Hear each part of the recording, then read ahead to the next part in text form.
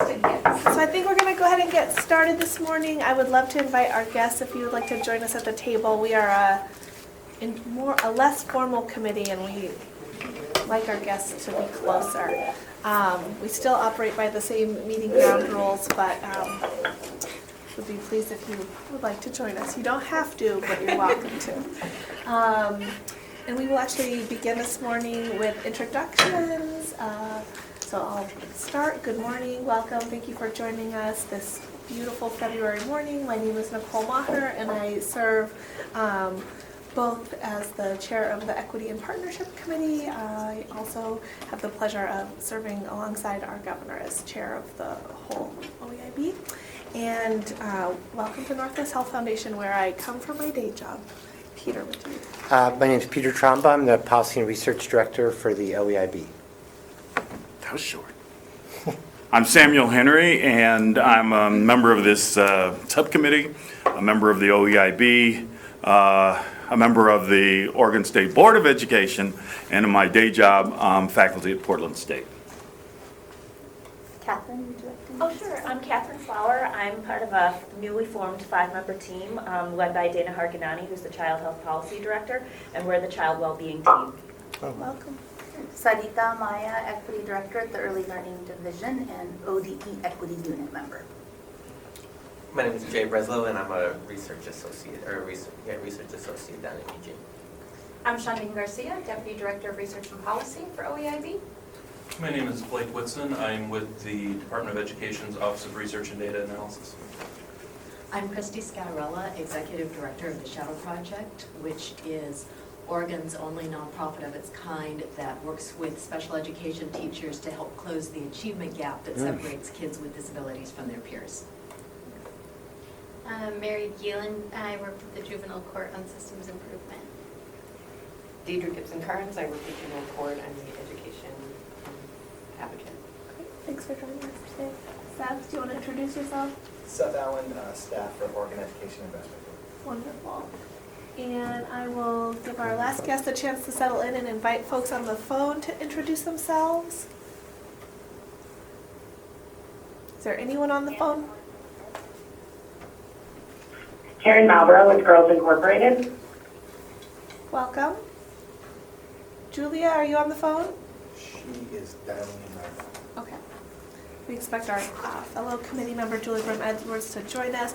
And then just for the phone, it sounds like you all are doing this perfectly, but if folks could keep their phones on mute during the dialogue, I find that I can never give that reminder enough. So welcome, everyone. We actually have a pretty packed agenda today. We will be covering our two focus areas of work, one being overrepresentation of children of color in special education, and the other will be the rolling out of the new and improved draft policy on community engagement. And then we also are going to take some time to invite our friends from the Early Learning Council to share their equity plan as well. So the first thing we're going to do is the special education piece. We'll then invite Sarita to present on the early learning work, and then we'll conclude with the asset-based community engagement framework. It's a mouthful. So if we could invite actually, I think Peter, you're going to introduce it, and thank you again for coming for the third meeting in a row. Every time you come, we're like, answer some more questions. But I think it's an expression of our excitement and appreciation for all the data that you brought. So take it away, Peter. Thank you very much, Nicole. So for those who are new to the conversation, this is the third or fourth meeting, I think the third where we've had data, maybe the fifth or sixth meeting where we've been talking about special education and race ethnicity. And where the conversation started was committee's interest and perceptions and beliefs about what the data would show if we only could find it. And also an interest in finding out what community knowledge there is around this topic, what knowledge is there about research and practice that would help us not only analyze the topic and see if it's a problem or not, or if it's an opportunity or what, but also to have the committee ultimately offer recommendations at the policy level for things that we see as a result of all this work that we're doing that the OEIB is in a position to try to affect. And to be honest, every time we do a meeting and introduce data on special education, race, and ethnicity, two things happen. One is we get a lot of folks telling us, this is really great data, I've never seen it before, thank you so much for sharing it. And Blake Whitson, who's my partner today, is the person most responsible for making this available, not just to the committee, but to the state of Oregon. And that's just invaluable that you're here, and Blake's going to be presenting some information. He's a key partner as we move forward. What also happens when we present the data is we always get follow-up questions, like what about this and what about that? And so we really envision that this item on special education, race, ethnicity, and some other associated topics is going to continue for the next couple of meetings because we're trying to share different facets of it, get more feedback from researchers. Shandine has organized groups of researchers to meet once, so we're doing that again to really enrich in our understanding of the data. And for the folks on the committee, I hope by the end of it, that continuing learning that we've done will help us really write some good policy or address policy issues that maybe need to be changed. So a couple notes on that, and then we'll dive into today's topic. There has been a continuing committee interest in race, ethnicity, discipline, and special education. And you may have been expecting to see that today, as well as the stuff on early learning. And the reason that's not ripe yet is because it's a dizzyingly complex topic when you get into the details. And one of the most, and as a high school principal, I just want to affirm, this is not it's not excuse making, it just really is really difficult, is on the ground how administrators code discipline issues, how the district teaches those principles or then sort of oversees how that discipline is coded, how it's collected and reported, is very different and idiosyncratic to the contexts of the schools in Oregon. So a surface level look at something simple like suspension and expulsion by race in special ed isn't actually the whole story. There's more digging that has to be done. So that's one that's not quite right, but it is coming to the committee. There are some examples, notable examples in our state where districts have been dinged for being out of compliance, but that's just, I don't know if it's the tip of the iceberg, but that's just one piece of the picture. And we're just not ready to present all of that yet, but it's coming. What we're doing today is focusing on a different question, which was early learning, special education, and is there a relation between the work, what's going on in early identification, and what we saw in K-12. And to reiterate, for those who haven't seen what we've presented, which is up on the our website, we've definitively showed for the entire population of special ed students, but also for all the disaggregated populations, that there's overrepresentation and underrepresentation in different categories with respect to race, ethnicity, and special ed. So the question was, well, what about early learning? And early learning is broken down into two sort of subsets. One is early identification, and the second is early childhood special education. And so what Blake was able to do, and I'm going to show a couple of slides, and then we're going to have a conversation, and Blake's going to be able to share quite a bit of contextual data about the country, because he has experience with the United States at large in terms of SPED. It's a real value to the committee. So it's just a couple slides, because I feel like if we do too many slides, our conversation isn't deep enough. But the question that Blake was able to answer just was a very straightforward one. We saw in K-12 representation by race, ethnicity. What does it look like in early identification? What does it look like in early childhood special education? And if there are differences, what might explain it? So that's what we've got for you today, just a couple things. And the first one is, and I'm going to jump ahead a couple slides. This slide you folks saw before, and it's sort of a jumping off point in terms of a model to look at Oregon. It shows basically a percent chance or a percent incidence of special education identification K through 12. And what I've been able to get on here now, and I'm really thrilled about it, especially the folks in my Research Policy Center are thrilled, our Research Policy Center, we've actually got error bars on it. The error bars give you a sense of standard deviation, and so show when lines are pretty different from each other. And I don't want to go into exactly what the error bars refer to, but basically if you're a statistician, it's one standard deviation plus and minus off the mean. So it means that when you see that the black or African American bar is so much higher than the white bar, it's actually statistically significant. And that's what we saw in K-12.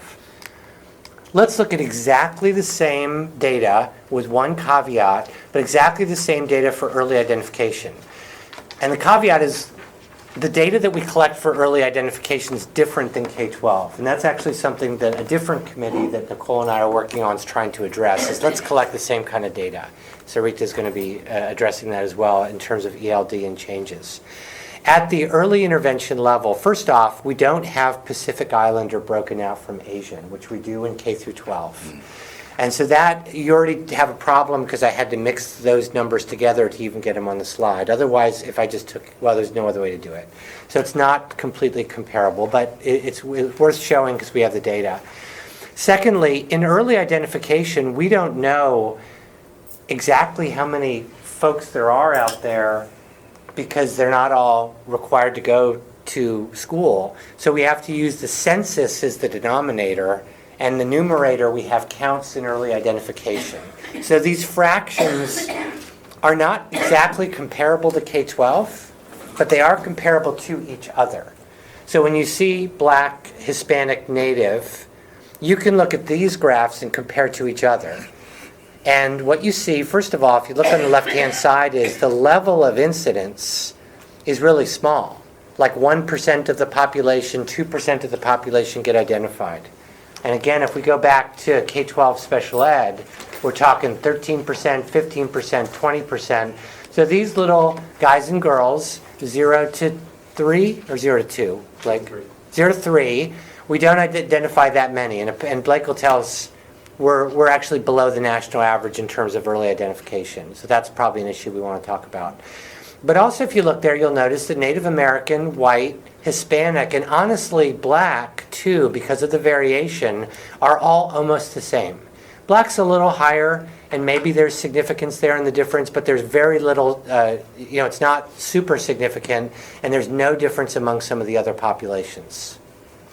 Now hop ahead. 4 and 5-year-olds, same categories, same calculation. If you look on the left-hand side, our incidence is going up. So we start around 1 or 2%, now we're up to 4 or 5%. Makes sense, probably, but still it's an interesting thing just to posit why that's true. And now you look at the differences between race ethnicity. White and native start to separate. They may be statistically the same, they may be a little bit different. This is not an exhaustive answer to that question, but you can just see eyeball-wise they're starting to separate.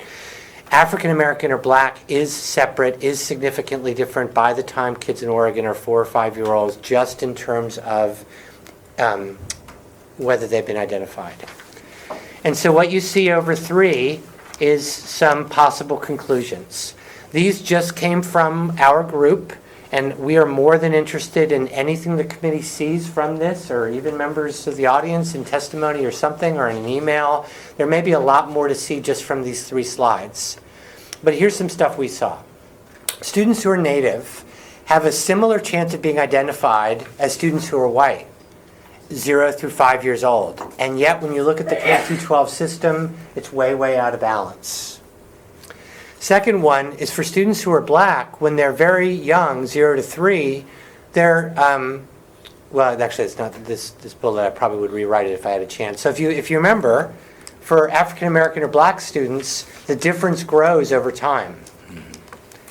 And there's slightly higher, greater chance to be identified in EI, ECSE, but greater chance in K-12. I want to note something about this. I don't know if that's a good or bad thing. I don't know if we want that to go up or down. So there's no value around this, no judgment around this. For instance, one thing we talked about in the first meeting is getting identified for special education services early is the best thing for students who need it. So it actually might be that if the number were different and folks are getting identified earlier, that might be a good thing. So, I'm not sure in which direction good or bad is. I just want to weigh in here, Peter, Sure. and remind us how we framed the conversation originally. Yeah, thank you. And to keep that in our mind, because it's not a good or bad kind of binary that we're talking about. We frame it with 5 things in mind. And one is that we reject the commonplace deficit-based approach that oftentimes people use when they approach special education. 2 is that we depathologize the stigma of special education.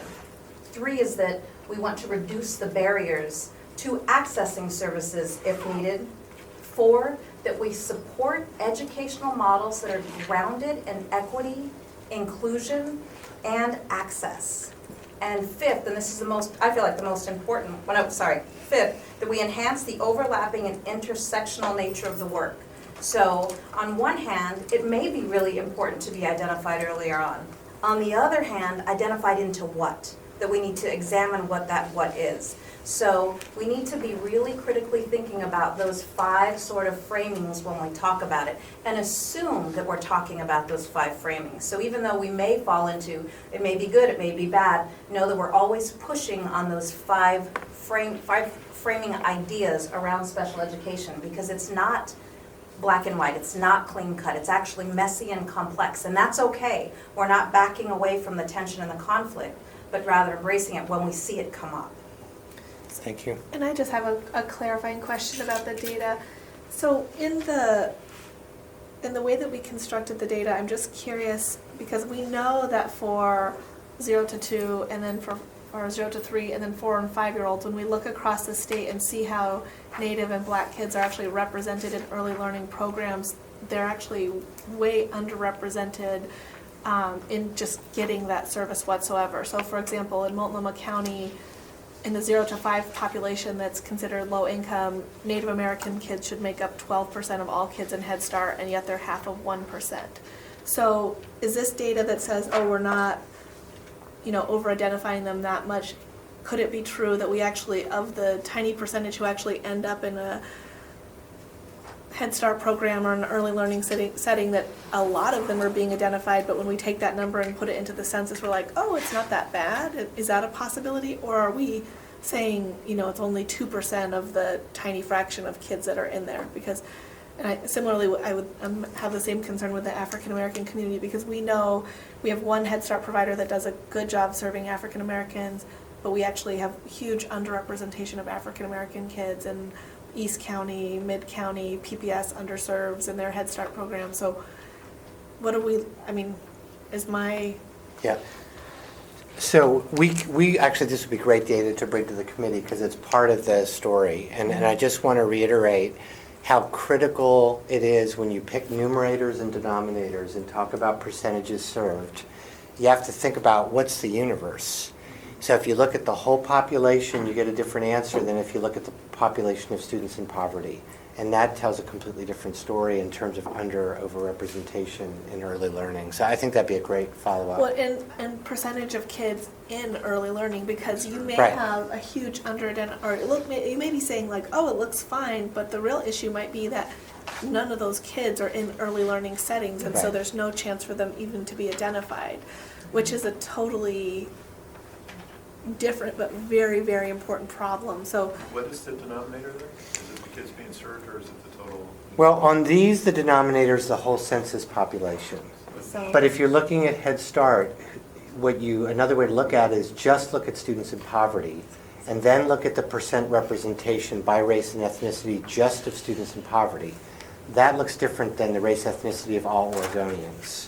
So you could run either Head Start or even these against that framework of poverty and race, and you'll see that where we should be in terms of services is probably way out of balance to what we're actually offering. Or I would Is even that- run how many African Americans are in early learning programs, and then what percentage of kids who are in those programs, the percentage against that, because where else would they be being Right. identified? We know that the vast majority of identifications come from early learning settings, and so what's that? That's especially critical if we're trying to get a trend line, because if the K-12 has got fuller representation and you don't have a fuller representation in the early learning, then it looks like a big jump when in fact it might be, the trend might be the same. Yep. Like, did you have something? I was just going to follow up with the census data, and the source that's Office of Juvenile Justice maintains the census estimates annually for populations, and they have birth through 21, and that was the source that the census estimates were pulled from. And that's actually a source a lot of early childhood programs in multiple states use when they're looking at their participation rates, which is, I believe, Part C indicators 3 and 4 for percent served of population. And there are drawbacks to that. One of them is, and just to clarify something Peter said, in our collection we do break out Asian and Pacific Islander, but the census data puts them together. Thank you. And we can't break those two groups out of the census data. So that's one of the drawbacks. It doesn't allow us to identify poverty in that. So, I mean, there are definitely drawbacks to it. It's kind of with K-12, we know how many kids are in a school and how many of those fall into different groups. But with this early childhood range, there's no clean way to really try to do it. I don't want to belabor this point, but just to understand these conclusions, what I think Nicole's point is essential to understanding. Because if I understand the points that are trying to be made here, it's that as kids get older, they get identified at different rates. And so if that's kind of the storyline here, then I think it's essential to know Nicole's, to answer Nicole's question. Yeah, and I actually would point you to the PSU report that actually does it's an unsettling profile. They actually calculate they use a calculation to really look at the underrepresentation of communities of color in early learning. I think they do have more of a focus on Head Start and maybe missing some of the other programs, but it's a pretty well-respected nationally tactic to calculate it, which was, really actually looking at the 0 to 5 population, because a lot of the communities are, much more represented. For example, in the Native community, the largest portion of our population is 0 to 5-year-olds. And so, folks were using the model that you were talking about, and they were like, well, basically using the adult population and then averaging what percentages they should be served based off of that, where there was this huge shift. The African American community's largest percent of population is 0 to 5-year-olds as well. So it's, I can point you to that as one starting place. Yeah, definitely. So I do want to, just for the purposes of this and the audience, clarify, however, that although this topic of service by population, and where we talked about the numerator, is completely germane as we start to understand what's going on in Oregon, these 3 slides are not relying on that question about representation. They're just a fact, a percentage fact about what happens to you by race, ethnicity in Oregon. And whether, because there's no comparison to kind of what it should be or how these kids are divided up in a given classroom. This is just the percent chance, if you're Hispanic, are you identified as EI, period. And in that, it does tell the same story at one level as the K-12 number.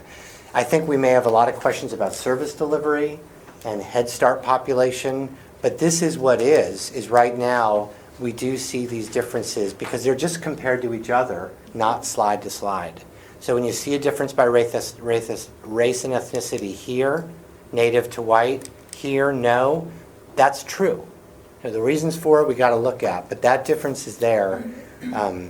So I just want to, and then, go ahead. Yeah, I think one is a little bit of a different question, but it's a question I continue to get out in the community and with a lot of people with expertise in special education, which is really, when you look at the disparities that we have, they're pretty significant.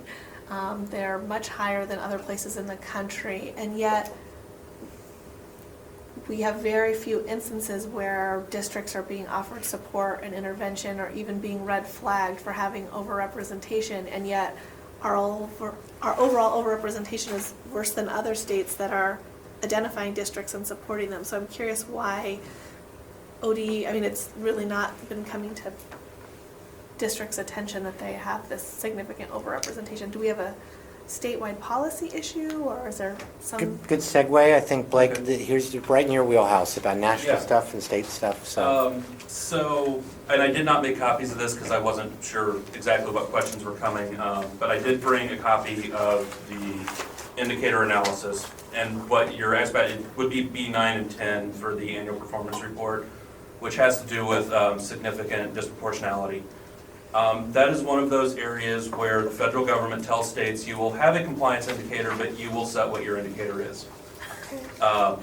And looking at states, I really should have highlighted this.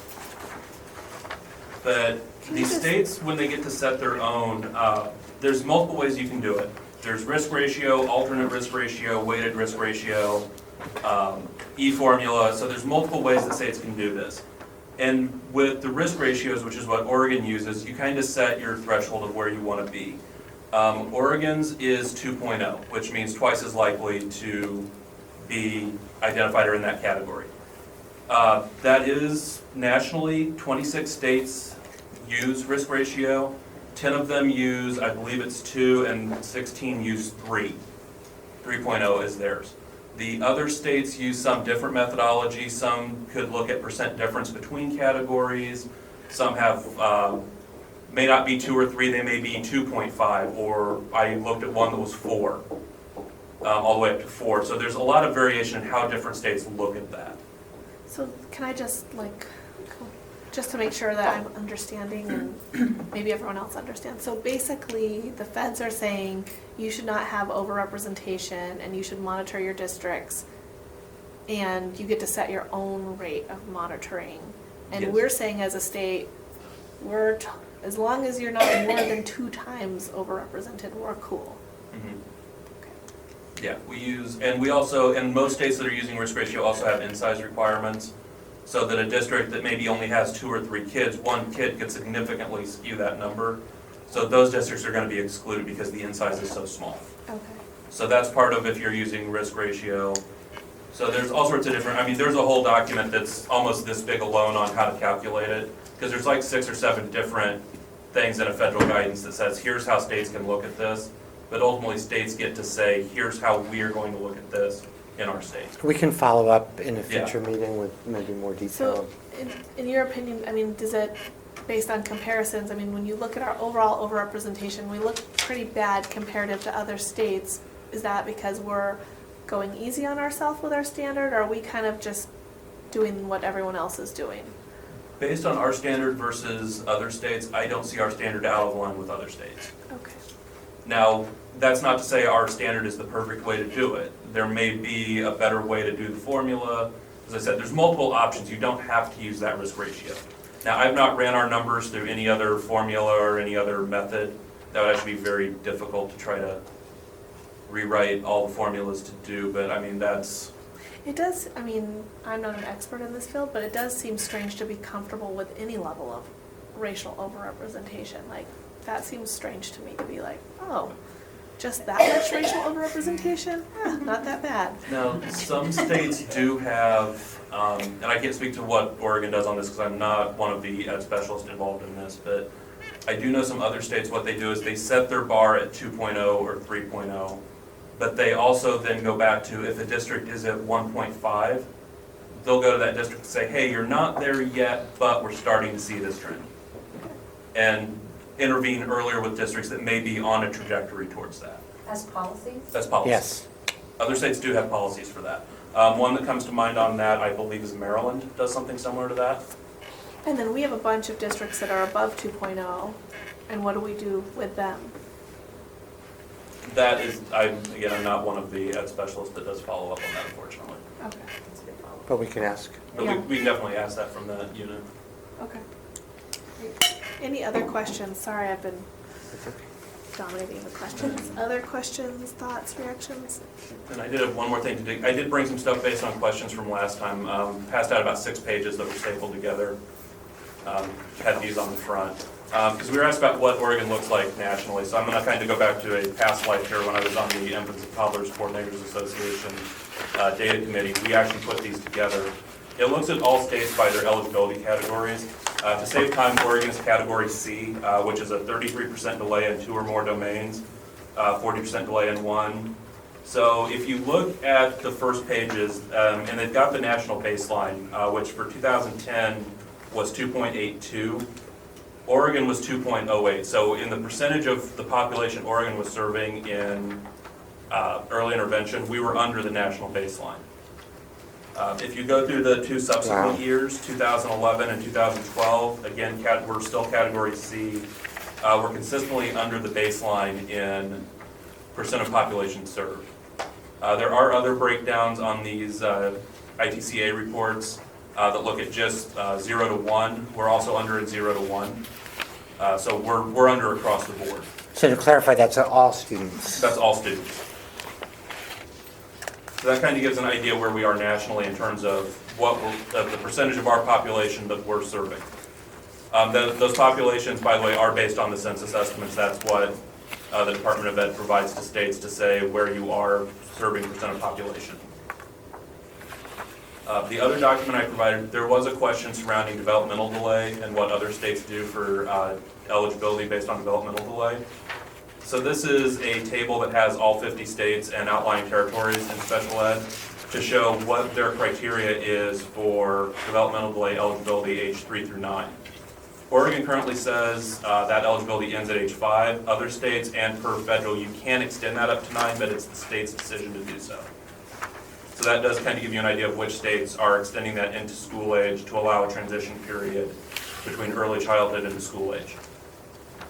And I want to reiterate that the field has come to us in some of our presentations and asked about this one in particular, and there's interest out in the field to allow students who have a developmental delay identification before they go to elementary to carry that with them for a couple of years. And I believe Blake is actually now tracking the histories of all those kids. Well, what happened when they entered the school? And what if they had an identification that carried through to second grade? Or what if it stopped in kinder? Did they get re-identified in third? To look at some of those pathways. Yeah, that's in early stages, basically looking at children who exited early childhood special ed in 2009. And did they carry on into kindergarten? Did they drop out a year, 2 years? Did they reappear basically before third grade?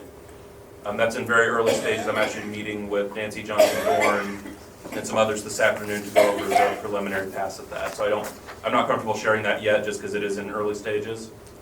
And then the very last page is not really a point for discussion for today, but just to give an example of some of the deeper dive stuff that's been done, looks at special ed students and limited English proficiency students to show by a specific disability and specific category, which gets to your point, Nicole, earlier, about some of these students in various categories and how they get identified through. So that's some of that dive down we've done where we can show not only are LEP kids more likely to be identified as special ed, but they're overly identified into speech language disability. So that's just kind of an example of some of the deeper work going on around some of this. Thank you so much. So is there anything before we talk about next steps in this policy area? Well, what we're doing is accumulating a list of really good ideas that's starting to get kind of long. I feel like we still have some data questions out there, but the list of ideas is going to be coming back to the committee as possible policy areas for us to be making recommendations, and today informed even a little bit more.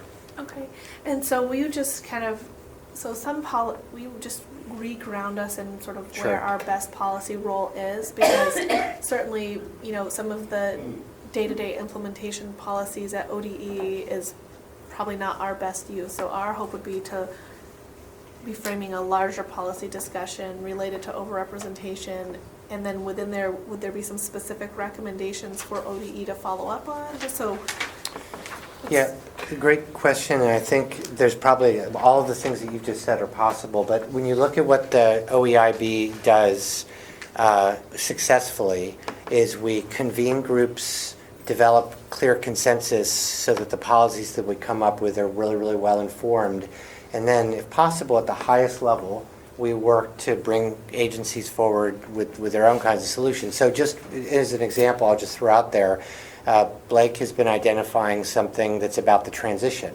So there's something about early identification and K through 12 that's out of balance, because at K-12 we have a high level of identification, early ed we don't. So that may play a role in terms of race, ethnicity, and success of students. So it's possible that our role would be policy recommendations with regard to identification that would get those numbers up in a very, very basic way.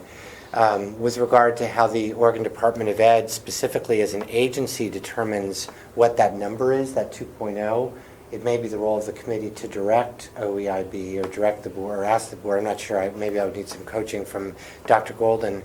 But there would be a way that we'd be basically asking ODE to consider this question that we've discovered. So I can see multiple ways that we would do it. Thank you.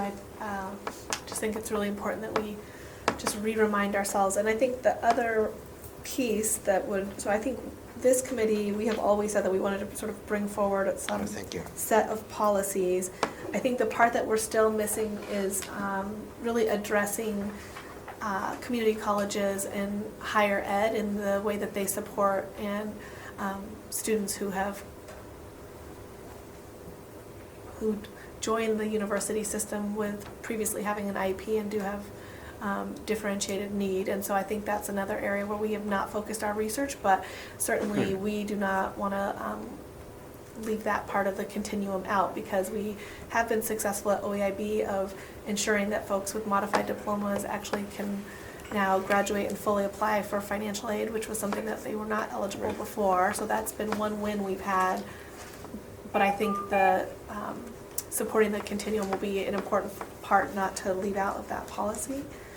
The other area that we've talked about as a next step, and I'd love to hear perspectives from the rest of the committee, is really throughout this work, one of the things we've heard from really across the state is just that communities have been really asking and wanting this data for some time, and are just really excited to see it, and there's some desire to have it distributed in a more transparent way so that communities actually can have a chance to confirm or deny what they think has been happening in their community for some time. And so I've talked with Peter about the opportunity to create some type of publication or some type of way to share this information on a much broader scale. So that's another strongly desired outcome that we've been hearing about. So I'm not sure if other folks have thoughts or concerns or additions to that suggested work product. I think it's a good work product. I think that there are two communication pieces that are really important here. One is that if you go out to most communities of color with the kind of data that we're presented, it would require some unpacking. The other piece is that if you go out to various communities and you're encounter them in the way that other questions can be raised, I think that becomes helpful to everybody. For example, one of my curiosities is when you have an overrepresentation of whether it's African Americans, Latinos, Native Americans in special ed, and you have a significant step down in the percentage of representation in gifted and talented programs, what's going on there? And so there are a whole series of, that's uncoupled from the data that we have here, but it's the kind of question that I believe if you went out to many of these communities, you would find.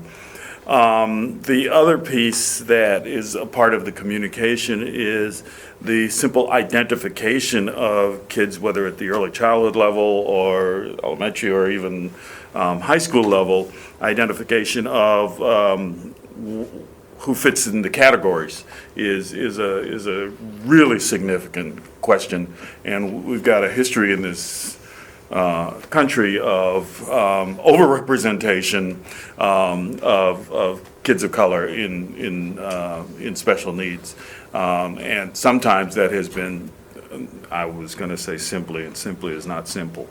But in terms of the way identification is made, even at the initial intake level.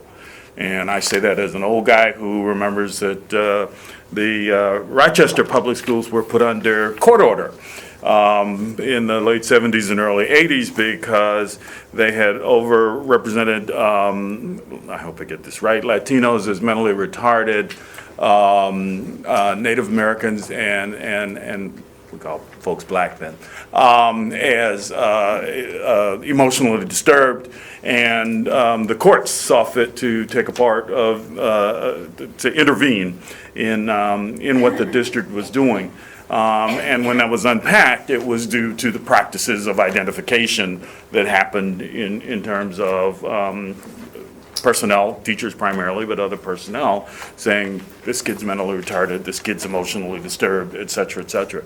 So those kinds of real questions about how we get to that are, I would think, would be part of significant conversations with a variety of communities. I don't think that should hold us back from doing this, but we need to understand that many of these communities' memories are much longer than ours and include a lot of components that may not have fit on our page of our data page.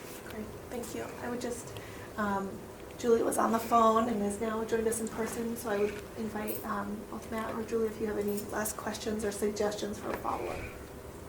Now that we've sort of done a 3-meeting deep dive on the data, we're trying to list out what we think we should concretely deliver to our peers at OEIB and to the public. Well, I think, I'm not sure this is a direct response to your question, Nicole, but I more of a response to the conversation going on in the room here. I mean, it seems that we don't want, I completely agree with Dr. Henry's comments. At the same time, we don't want to not identify special needs for populations either. I don't think that I'm concerned that becomes kind of the message here, which I think was part of the early comments. If you destigmatize and you really view this as investing in child-centered needs, then hopefully that's both the goal as well as the messaging, right? And I think that's it's more taking a look at one child at a time, what their needs are, and then making appropriate investments. So, I mean, I wouldn't want to see that the reaction to this is that teachers, for instance, or others are gun shy about addressing kids one at a time, and for fear that they're going to be accused of profiling or something. Also, if we want them to be giving the kids the investments that they Quite well taken. Yeah, so I think my only comments would be just to add to the discussion that's already happened is looking at sort of specifically about OEIB's role, to your point about the policies, the investments. So we've done a deep dive, and how's that is this some of this more a Board of Education issue, or is it within our realm because it's at the transition points, or it's at the there's an investment that needs to be made. So that's, I guess, one thing I would sort of push us on is this now a handoff to Dr. Henry and the Board of Education, or Thanks, Julie. Or is it a sort of a co-project between the two entities, or maybe setting it up to heck? But where is our sharp point? Yes. I think we. Right, like we're not the group that goes in and makes the recommendation about the explicit policy changes. Right. Well, I guess. Well, we can ask for. Yeah. I think we can set a big, broad policy frame. Sure. With some recommendations, but we're, I mean, like I say, it may be a set of investments that we're going to recommend within sort of our realm, but maybe it's something different, or an and. Great. Okay, thank you, everyone. Thank you for all the work and support that went into helping us have this conversation. At this time, we'd like to invite Sarita to give us an update on the early learning equity. Are you calling it a policy or strategy? Currently it's titled as a report and a toolkit. The Early Learning Council Equity Subcommittee asked the ELC Equity Subcommittee to come up with a report that would have recommendations around how we develop or how we build our infrastructure at the Early Learning Division. And one of the charges or one of the tasks was also to develop a toolkit that would provide the support to start building out the policy and the practice. And so this is essentially what, the most current draft of the report. First of all, I should probably give a little bit of context. We've been meeting since March of last year. Well, the subcommittee has been meeting since March of last year. I came on and started my position in August. And from there, we spent about August to October sort of gathering materials, gathering sample tools that we could potentially use to help develop and craft these recommendations that will eventually turn into policies and practices for the ELD and for the ELC. And then in October to January, we convened work groups. And the recommendations that the subcommittee created fell into essentially three categories: culturally responsive practice, operating systems, early learning operating systems, and data and resource allocation. So this is the overall goal: aligning policy and practice with the Oregon equity lens through the development of an early learning equity toolkit. These were the three categories. And within each category, the subcommittee came up with sort of an overarching goal, theme, belief statement. Culturally responsive practice was really about, as we were talking through, it was really about addressing power relationships and acknowledging that culture and our thinking processes, our life experience, influences our decision making and the frames that we or the lens that we think through. And we broke it down into three specific components within culturally responsive practice. Pedagogy, which is more of the instruction. What does it look like to engage in meaningful interactions with young children at an early age? And what are the supports that we have in place for early childhood providers? And what are the supports or the funds of knowledge that come from parents as well?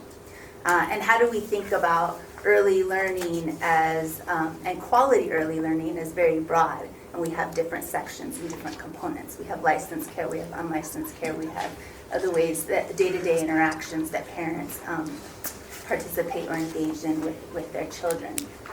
We have family, friends, and neighbor networks, etc. And then the second piece was really around culturally responsive community engagement. The idea behind culturally responsiveness is to really come from the space or the mentality of the individual or the organization that you're engaging with or interacting with. And so, that means that you have to have a model that's asset-based approach, that really approaches the work from thinking about what is it that we can uplift, highlight within our interactions with a particular organization, community, individual that we serve throughout the state, and how can we use that to inform our policy and our practice. And then the second piece is culturally responsive leadership and courageous leadership. How do we have the checks and balances built into our system and into our division where we actually have an opportunity to communicate or call out implicit bias and the way that it affects the way that we make decisions. The second component is the early learning operating systems. The idea was to create equity-informed systems that sustain organizations, early learning organizations, to produce outcomes for all children with a specific focus on historically underserved communities. And that term, historically underserved communities, is defined in the report.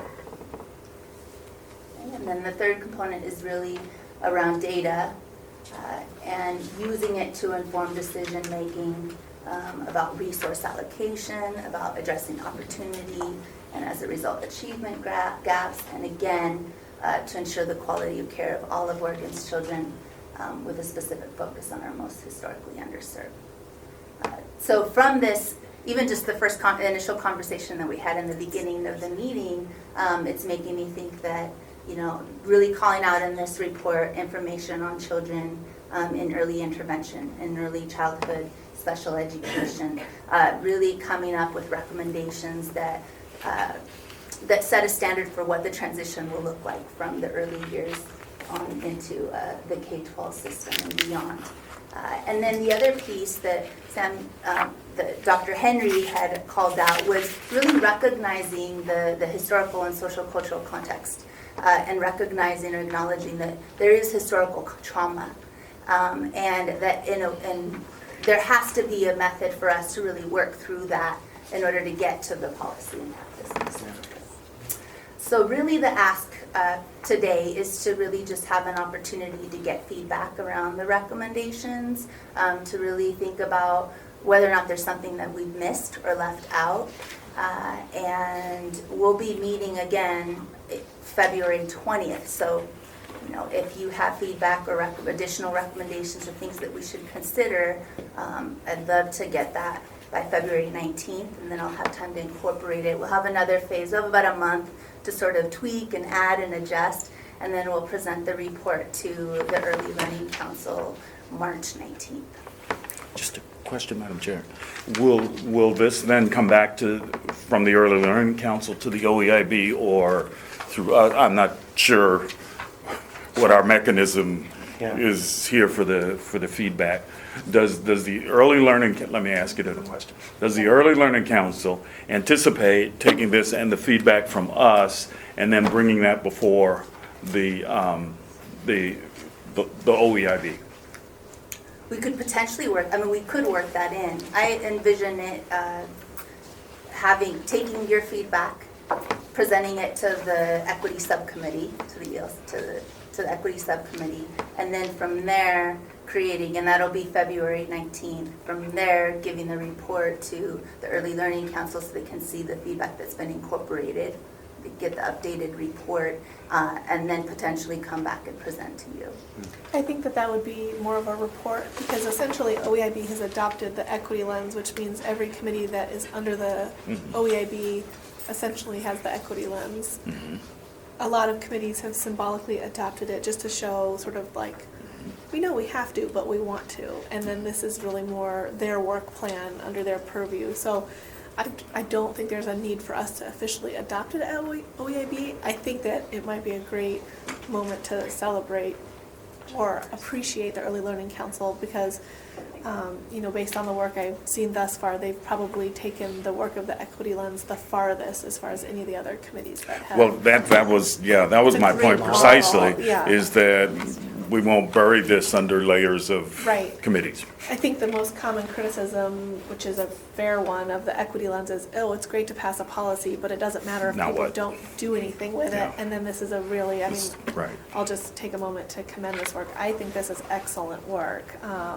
But this is like the best example we probably have of like true setting a framework for future implementation, I would say. So, do others have feedback? Because I know we have another agenda item, so I want to give people a chance to give feedback.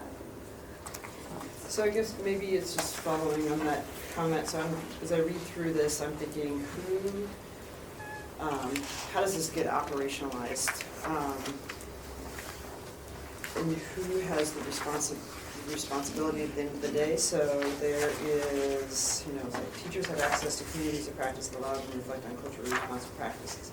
So who is that? What supports do they need to do that if it's not happening now? I guess this, and maybe it's not our job because we're a policy-making body, but getting the crosswalk between policy and actually who at the end of the day, at the sort of the level in which teachers are being trained or communities are getting service, who is it that's connecting to this policy? We talked a lot about that. We got to a point where we were really focused on developing the recommendations, and then there was this okay, how are we need to create an implementation plan. And so that's the point where we're at, is to also we want to make sure that these recommendations are solid, and then and incorporate any that we may have not included that need to be included, and then develop an implementation plan for for what it'll look like. Also specifically looking at our organizational work chart and mapping out how we can embed equity in all of the job descriptions so that it doesn't fall on just one person to ensure that all of this is happening on such a broad level. Yeah, it's sort of a follow-up, because I was trying to, having less knowledge about the early learning system than the K-12 system, but if I were looking through this in the context of the K-12 system, I would say, we're going to send this out, and the School Boards Association is going to say, thank you for your input. We're a local control state, and some will embrace, the implementation would be some would embrace and some would not. Yeah. And I don't know enough about the early learning system, whether there is more integration and alignment at the state level, or if, again, there's more, this is really our purview, thank you for your recommendations, and then you get this sort of non-systemic implementation. So it's more of a question and a concern that... Yeah, I think that there's, I don't know if you have an answer that's different, but I do think within early learning, there's more of a direct funding relationship between the state and the providers, and so you can adopt this and immediately include this in many of the requirements for folks to receive funding in a very different way than it then goes to a school board and the school board sort of chooses. Now, you know, that has been a real issue with like the hubs. We actually have many hubs that we struggled to actually fund because they were so out of line with equity priorities and including different parts of the community. And I mean, there are many reasons for a slow roll up, but that was one of them. So I'm not saying everyone's going to be like, amazing, I'll do this tomorrow, but there is a little bit more of a Not that the K-12 system doesn't get their money from the state. Yeah, Just exactly, but there's no middle governing body in the same way, Right. I would say. There's boards, but boards of hubs, boards of nonprofits that are receiving dollars. But if they're going to receive dollars from the state, it's much easier to put requirements on that. Would that be? Sure, yes, and I'm so happy that you brought up the early learning hubs because I think essentially that's where we will have the ability to really try to implement much of this work. And we're also currently pairing the early learning hub metrics and legislative report with this report so that there's alignment, so that the outcomes, the indicators are similar, if not the same. And that way, when we go into contract with the early learning hubs, we can implement much of this work into those new contracts. I say contracts should be like compact. Contracts. I mean, the hubs have contracts. Yeah. Other thoughts or questions? 10:30. So just to confirm, I know Dr. Henry has another meeting. He has to leave a little bit early. Are other folks planning to be here till 10:30? Okay, great. So with that, I will invite Shanti to start us off with the next part of our work, which is to share the new and improved asset-based community engagement framework. You saw a draft at our last meeting, and just a phenomenal amount of work and community conversations have really taken place. And so today they are proposing and sharing a very, very different framework that is deeply community informed. And so if you made a bunch of edits on the old one and brought them today, we don't need them because this is a very different proposal. So take it away, Shanti. And I do apologize if you did make a lot of edits to the old one. We'll take it, because there's elements of that that will probably show up again in some way, Sure. so absolutely. Absolutely. So first I'd like to introduce to you a couple of my thought partners on the process. You met Sarita Amaya. She has over 14 years of experience of practitioner on-the-ground work, specializing in biliteracy, and is now the Equity Director in the Early Learning Division. And Jay Breslow, he is a colleague of mine from Eugene, a research analyst, and actually just got his PhD last month in critical and sociocultural studies in education. He was also a former director of a Sun School in St. John's. His specialization is creativity theory and design-based research. So first, before we start, I want to thank you for allowing us to present in three. Normally I would come and present, or just one of us would present. Last week, Jay and I presented for the OEIB staff, with Sarita, taking notes, getting feedback, and coaching us. This week, to you all, we're presenting all three. Next week, to the OALA board, we're going to present, and Jay is going to take a seat back, and Sarita and I are going to present. We did this intentionally because the idea is we'd like to build a team around this community engagement framework that's versed in the model and the tools and the elements, which you'll see shortly, so that ostensibly any director of a state agency could come in, join the team, learn it, invite his or her community engagement director, who would then learn it, and they would be coached through it, so that we've got a team of about 15 to 20 of us, so that it's sustainable, so that if we go away, this community engagement framework is still alive and running. So I appreciate the opportunity to allow us to present this through. Without further ado, Sarita. Yeah. Well, I'd like to start off by talking about how Chandina and I were in a meeting a couple months back, and we were thinking through what authentic engagement really means, and what does that mean? And I had posed the question, what if we approached our work by asking ourselves what's there as opposed to what's not? What works, what is working as opposed to what's not working? What are the strengths that are already in place that we can build off of as opposed to what are the gaps that we need to fill?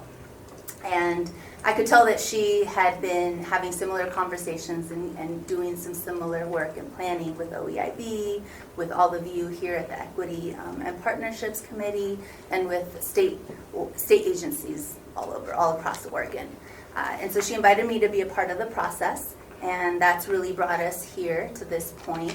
I want to point out that the process has really challenged us to rethink the way that we as individuals approach our work, and I'm actually going to have Jay start off by describing the paradigm shift that this community engagement framework really tries to capture.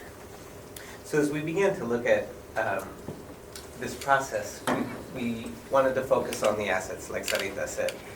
So oftentimes when we go into communities, we focus on the needs, what's not there, what the kids don't have, what the schools don't do, what the parents won't do, all of those things. And we wanted to do it differently. We wanted to shift and focus on assets, what is there. Now this work is based on a lot of this, an organization called Asset-Based Community Development, I believe out of Northwestern University in Illinois. And this model specifically, we don't cite them, but we should have. You know, my advisor would have been angry with me if he'd seen the slide. Because when we start with needs, what we end up with is services to meet the needs, right? When we start with assets, we end up making connections and contributions. The services to meet the needs lead to consumers of those services. Programs become the answers to the problems that are in community. Oftentimes those programs are developed somewhere outside of the community and implemented in those communities. When we start with assets and lead to connections and contributions, we end up with citizens. People become the answer. And so we build the social capital and we use the social capital that already exists in those communities. So next I'd like to talk to you a bit about the values of the framework. We all know the dictionary definitions of these 5 words, but I want to talk about them within the context of the framework. So starting with integrity. If you'll look, your packet's in front of you, and I'm going to kind of walk you through it. So it's the one that starts with the circle on the front. So if you turn to the second page, not the PowerPoint, but rather the packet. This one. Look at the second page. This framework is built on relationship building, which requires that we lead with humility and respect. Acting with integrity means being cognizant of the power dynamic that might be in the room.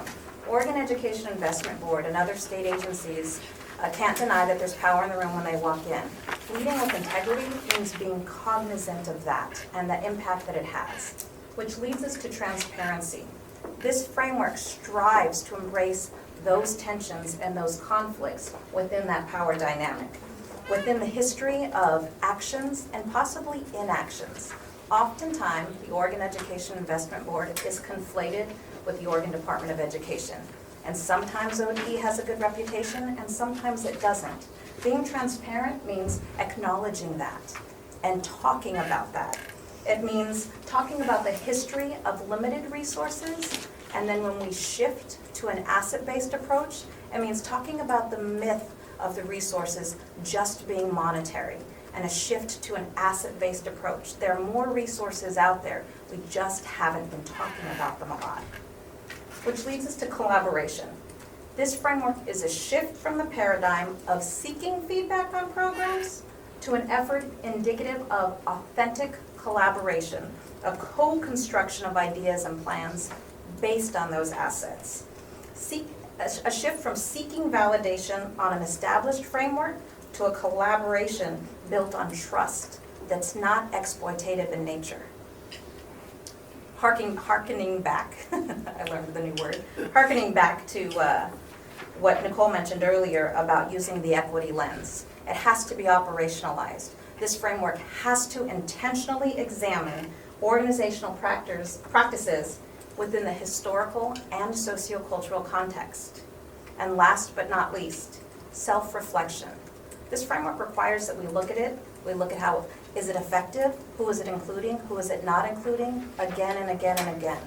These values are about whose knowledge counts and whose knowledge has not counted in the past, and how we can raise those assets and move forward in developing relationships with other people in the state of Oregon. Now, Shandi pointed out this idea of the myth that monetary assets are our only assets. And this framework really has the potential to debunk that myth. Inherent and authentic engagement that has longevity and sustainability is really fostering long-term relationships. And part of that work requires zooming in on funds of knowledge and community wisdom. Funds of knowledge refers to the abundance, the productivity, the resilience that can be made available through social networks of exchange. And community wisdom is really a collection of strengths, assets, intuition, skills that communities, that can bring communities together to problem solve and to overcome challenges collectively. Now, accessing funds of knowledge and community wisdom has the potential to foster those relationships and in return strengthen engagement.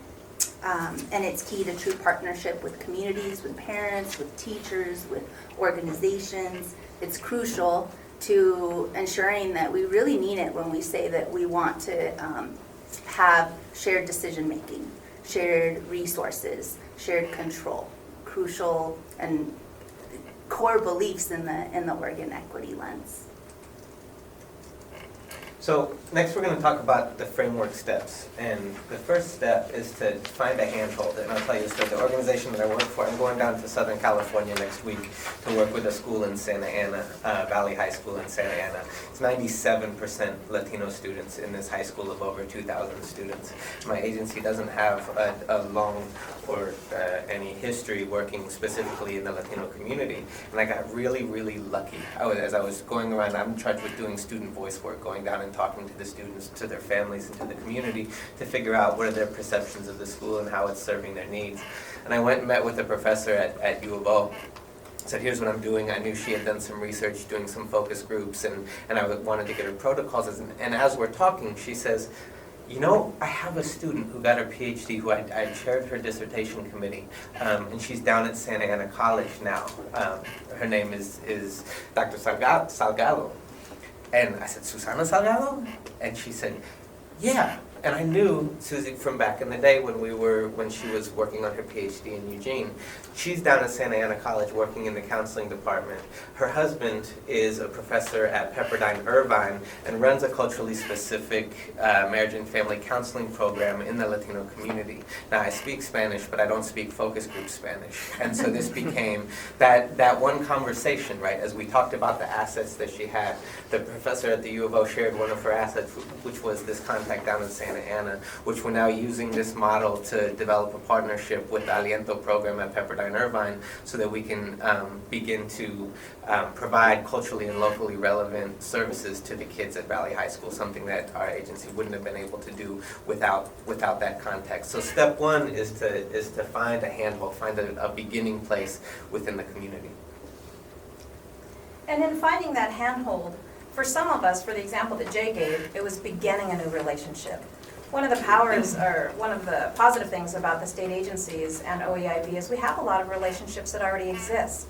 So it's about continuing an already existing relationship and shifting the way we've always done business. And not forgetting the beginning piece of a relationship, because there are relationships that we haven't built over time with communities who we should have built a relationship with. So it's both. Sometimes we need to find that handhold, sometimes we need to begin a new one, or shift the one we currently have. We're going to spend a considerable amount of time today on constructing an asset map, and we're going to walk you through those steps. Of course, what follows an asset map, which you'll see, is a plan. What are some next steps from that? And lastly, sorry it's a little odd on the screen, is to do continual community introductions, is to keep doing this again and again and again. And these relationships are going to grow through this approach. So I want to introduce you to the model, which was beautifully designed by a guy named Kurt Sell, who is a graphic designer, because mine was like a pentagon and it looks like it looked like a kindergartner. So at the center of our map is the organization. In this case, we're talking about OEIB, and in the center is your mission, values, and goals. This exists in two different levels. One, the overall mission, values, and goals. If you're coming to partner with me, I'd want to know what the overarching mission, values, and goals of the organization are, but also the mission and value and goals around what the partnership might mean, right? Why are you entering into why is this relationship beginning to build? What are the goals for that? The model exists with 5 different elements. It begins with people, right, which are the individuals or organizations who form the structures and strengths of the organization and the potential partnership. Next, we have the public, who are the citizens who stand to benefit from the services of the organization. Next, we have the promises, which are the allocations of time or other resources and the outcomes to which the organization is accountable. We have the processes, which are the theoretical frameworks and theories of action that guide the work of the organization. And lastly, we have the programs, which are the existing programs and projects that structure the work of an organization. Now, each of these elements exists across 4 dimensions. At the center of the circle, we have the primary assets, and these are the structures and strengths of the organization, the folks that are going to be most directly doing the work on the ground. Next, we have the secondary assets, which are other sources, other organizational strengths and structures that are leveraged regularly. Then we have community assets, which are existing partnerships and connections in the community that might assist in reaching the goals of the organization. And lastly, and very importantly, we have the historical and the sociocultural context, which is the organizational history, the institutional memory, and for the context, for the type of work going on in the partnership. Now, I study creativity, and when we talk about creativity, we talk about sort of that aha moment when an idea forms. As Shandine goes through the next phase of this, I want you to pay attention to your own aha moments, right? As you're starting to connect what else, if you're with OEIB, what else could go in that box, what you would bring to this model. Or if you're thinking about your own organization, think about how you would populate these different boxes and what those connections would then make possible. It's really the strength of this is in an idea generation. How do we generate ideas that we could leverage in new relationships and new partnerships? Thank you. So I'm going to walk you through, this is kind of what we walked through at the staff meeting for OEIB. And you'll see what look like typos, but they're actually intentional commas, because it's supposed to trigger the people in the room to continually think about what would be added into it. This is a sliver of my glimpse of OEIB from the work that Peter and I are doing. The idea was, when sitting down with your all's endorsement and approval of this framework, is to go back and sit down with all of the people at OEIB and then fill out what the asset map would look like. So know that you're seeing a sliver of what it could be. So if we start with people at OEIB, who are the primary assets? They're everyone that works there. They're the research team, the directors, support staff, everybody at OEIB. You go to the next level of assets, and it's who we work with.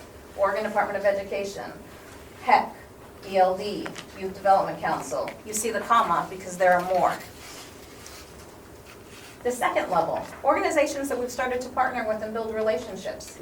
Communities of Color Coalition, Oregon Solutions Network, State of Oregon Research Academy, and so on. And the people, and this is the kind of exciting part for an organization to sit down and talk about. Who are the people who started it? Are they still around? Who traditionally has been part of designing and developing community relationships with your organization? We go to the next P. Programs. Okay, well, what are the primary programs? Well, our business is K-12, early learning, community colleges, four-year colleges, alternative ed. In the community, we work with, our programs are examples, regional achievement collaboratives, the STEM hubs, Storytime, Eastern Promise, and more.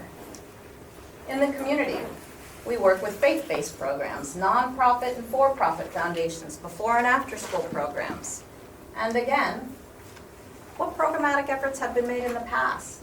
What are some of the lessons learned? How can we use those lessons that we learned as assets? Processes, and this for me is a pretty exciting piece. At OEIB, our process is the equity lens. That's what we need to see things through first. However, that isn't our only lens.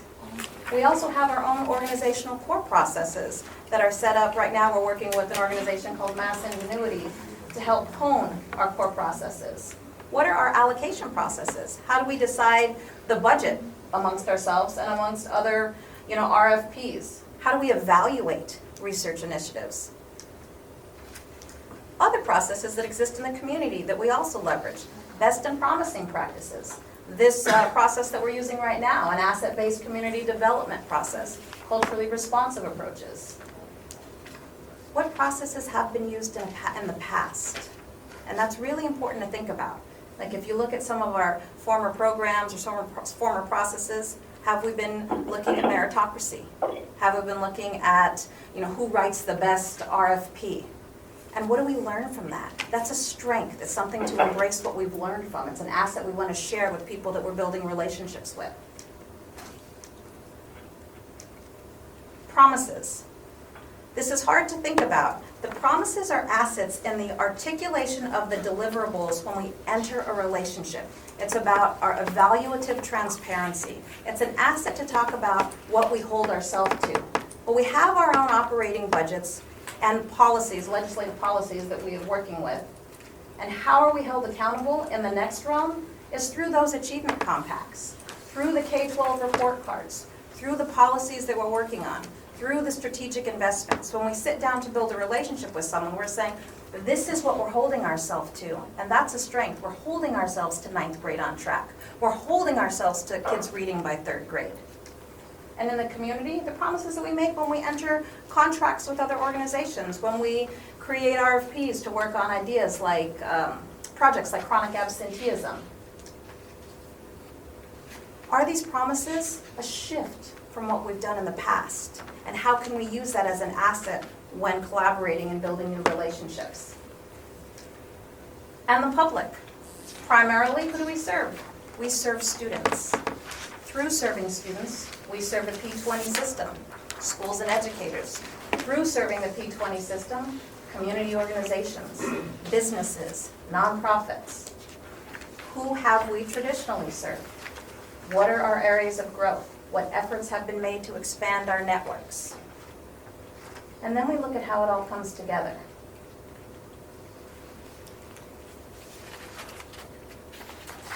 It's important to think about the power of using assets as a starting point. Now imagine what this map would look like with everybody in this room. What would the power of an asset map of the Equity and Partnership Subcommittee look like when we go out and build relationships in the community? Those assets would grow exponentially as we begin to explore what becomes possible when we start with strengths. All right, so now that we've had a chance to break down each of the components and what it would look like, and now that we've had the opportunity to show how this could really be powerful in building off of our assets, we're going to show you how you could actually apply that in your day-to-day conversations. And so what's going to happen is that Shandine's going to play her current role as Policy and Research Deputy Director. Jay's going to play the role of his former role of Director of a Sun School. And we're doing these role plays. We're going to do role play 1, role play 2, and the goal of it is to show you a traditional approach to engagement, and then also in contrast, the exponential impact of an asset-based approach. Important to know that when Jay or I talk about specific details, they're all fictional. It's a role play. Don't walk out of here thinking you're gonna go and talk to this person that Jay mentioned earlier, you know, tomorrow. Hi Jay, how's it going? Good. How are you doing? Great. How's enrollment going at your program? Oh man, we got like 150 kids a day. It's wonderful. You heard about the new gig I've got at OEIB? I did. Very fancy. Very fancy. Had to buy new clothes for Yeah, everyone. So I called you on the phone to talk to you about this work that I'm doing with Equity and Partnership Subcommittee. Doesn't matter. I'm doing a lot of work. The work that I'm doing on high school equivalency and GED is super exciting. And I mentioned a little bit of it to you on the phone. And so I had a work group together, lots of really smart people, and we came up with a plan for how to spend $2 million on high school equivalency and GED. Okay. And here's what I'm hoping. I'm hoping you can look through it, give me some feedback, and really, you know, we're even looking about putting it in your school. So I'm thinking, you know, a stamp of approval because of the work that you do, and, you know, it's really, really well respected.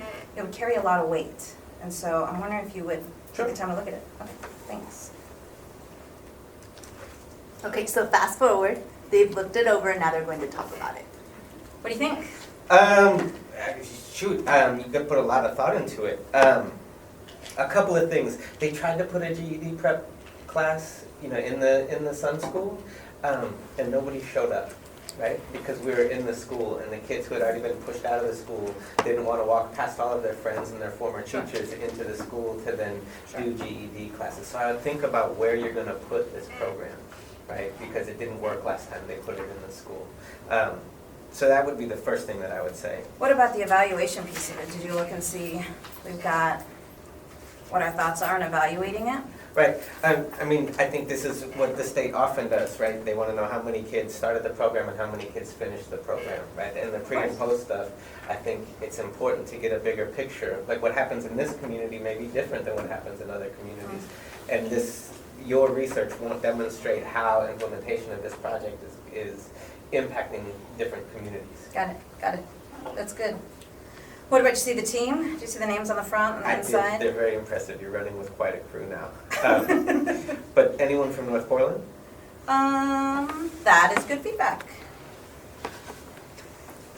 Again, like, you know, what we need in North Portland is very different than what they might need in North Medford, right? And so who and how become really important. So I would think about how do you get that cultural and local relevance as you move around the state. So, I really appreciate that. So I just want to summarize to make sure I've got it right. We need to rethink location a little bit. Yep. We need to I'll talk to my research center and talk about qualitative methods in addition to just quantitative. I think it's a good point. And in terms of diversifying or adding to the people that are working on this, would love it if you wanted to come on board, or if you wanted to do a virtual introduction for me of someone who you think would... what's your timeline? 2 months ago? 2 weeks ago? Like, we need to hit the ground running with this. I need to walk out of the door and say, yes, stamp of approval, and I gotta run with it. I'm definitely gonna go back and see what I can talk to the team about incorporating the feedback, but we got, clock is ticking. Yeah, you need to put my name on it. I can help. I would love that. Okay, thanks. Pause, role play 2, they'll both be wearing the same hats. Hey Jay, how's it going? It's great. What's your enrollment looking like? Oh man, we have so many kids together, 150 today. You heard about my new gig at OEIB? I did, your dry cleaning bill must be through. My friend. I know when I called you, I said I wanted to talk to you about high school equivalency and the GED. Right. And I know that's what got me in the door. I'm wondering if we could pause on that conversation first. There's been something that I've been working on. It's called the Community Engagement Framework. And I'm wondering if you would be willing to look through it, read the whole thing, and I can go through pieces of it with you and what it means. And then I want to talk to you about high school equivalency and what it means. Because it's going to make more sense if it's framed through this framework. Does that make sense? Yeah. Okay, would you be willing to? Yeah. Thank you. Okay, fast forward, assume that Shondina's explained the asset map, they've gone through it, and now they're going to talk about it. So what do you think? I mean, this it's pretty comprehensive. You know, I know the name OEIB, I read about it in the newspaper, I see the people in the suits come into the school to do evaluations or observations, but I didn't know how the scope of what you all do. You know, and you said to think about my organization as I read it, like I think about a research team and how cool it would be to have a research team. You know, I have this program that I've been running with Latina moms. They've been coming and we're getting more parents every week in this meeting that I'm having than they're getting to the PTA meetings every month.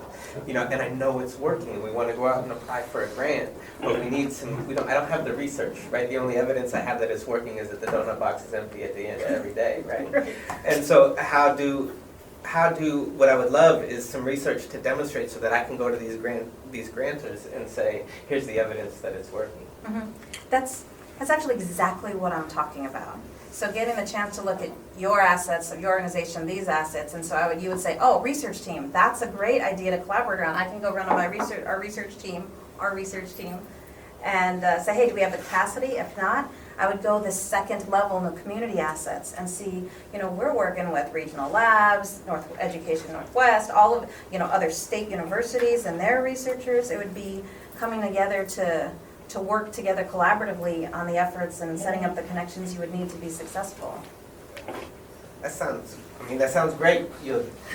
I'm sure you recognize my cynicism about this in working with OEIB, that this thing is real.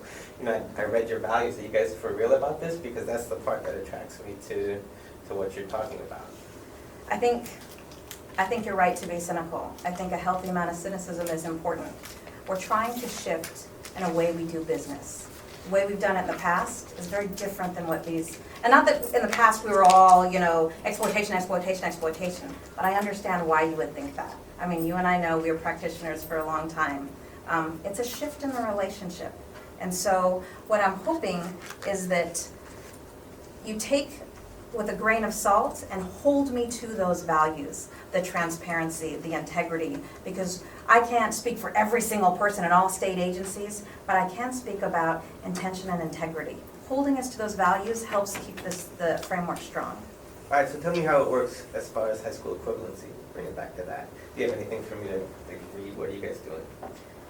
If you had $2 million in high school equivalency to, you know, help students get their GED, what would you do with $2 million? Like here? Your world, your asset map. I would go, the first place I would go is down to the library that's down the street, because there's a librarian there who started to work with kids, because that's where they would go and hang out. So she started doing GED prep over there in the library. The other place the kids go hang out is over at the community center. I would start over there because they go visit their friends after school. You know, when they get out, everyone goes and plays basketball at the community center. So I would go to those two places first, and develop partnerships there. So this is exactly what I'm talking about. So you saying, let's talk to the people at the community center, let's talk to the people at the library, let's talk to some of the, and I'm gonna go have the same conversation around the framework with other folks and then come to the table and not come to you with something to read, but rather we're co-constructing it together based on the assets that you know about and exploring the new possibilities of what to do with $2 million. Okay. I mean, this sounds exciting. Like, if this is real, like, this sounds exciting. Thank you. So that I feel like I have to clap when that level of drama and is brought to the meeting. obviously the comparison of the two examples of how we've done it in the past and how we're hoping this framework is going to shift us. What I can do now is either pause and have us talk about the framework and kind of take questions, and or show you an example of what I would do next. So if I were to sit down, he would have his asset map, I would have my asset map, and we would crosswalk it with regard to high school equivalency. I would have the asset map of OEIB, and it would be highlighted with who are the people then, who are the primary assets with regard to the GED. What programs are we using? What processes are we using? How do we leverage those with his crosswalked asset map on high school equivalency? And I'm happy to show you that because I did that in OEIB, but we also don't need to. We can actually just talk about the framework. I think it'd be nice to do some discussion just because Sure. We've been hearing presentations and role plays, and I mean, Absolutely. this is a huge shift as well. As you were doing your first role play, I was like, oh, I've done that 10,000 times. So, I mean, I think making sure that folks are kind of grounded in where we're at and where we're trying to go, because we don't have a community engagement protocol or process at all at this point. And is it fair to say even what you're doing, what you did in the first role play, we actually don't do that most of the time either, correct? Like that was actually our best practice as of a month ago. Exactly. So, I mean, most of the time, we were just doing, I mean, probably ODE and others would sort of write a policy, and then if there's like folks who have paid lobbyists, they might get to have input, and then we move forward. So that was actually like, that's what happens the majority of the time. We've been trying to get better by going out and then saying, hey, I wrote this policy, give me feedback. Right. And then you're proposing, you know, very, very different strategy number 3. So I would. It's funny that you say that, because when we were testing it out with our research center, one of our researchers was like, that's exactly what I did last week. Yeah, yes. So I mean, maybe we could just have a conversation first to see if folks are even grasping number 3. Yeah, I guess, first of all, thank you, and especially on the role play, because you were reading my mind. I was thinking, you started off, I think, very well with comparing the needs-based approach versus the assets-based approach. And then as you dove in, I kept thinking, boy, I really would like to see the difference between these two, and you delivered. I think you delivered very, very well. So. You know how many times she made me practice that? Very like 10 o'clock at night. 10 o'clock at night, she would call me, let's practice it one more time. You just did a great job, so I want to say thank you. And then I got a question around our own historical and social, cultural context. Implicit in your role playing was that there was cynicism about the OEIB, as if we're some mature organization that's been out there and everybody knows about, and so we're kind of digging ourselves out of the hole to a certain degree. I don't want to overstate that, but and I want to know how much is that the case. I mean, my general impression internally is that we still feel like a startup, and that externally there's more questions around what do you guys do versus, oh boy, you guys do things, this old-fashioned way. So I guess that's one question.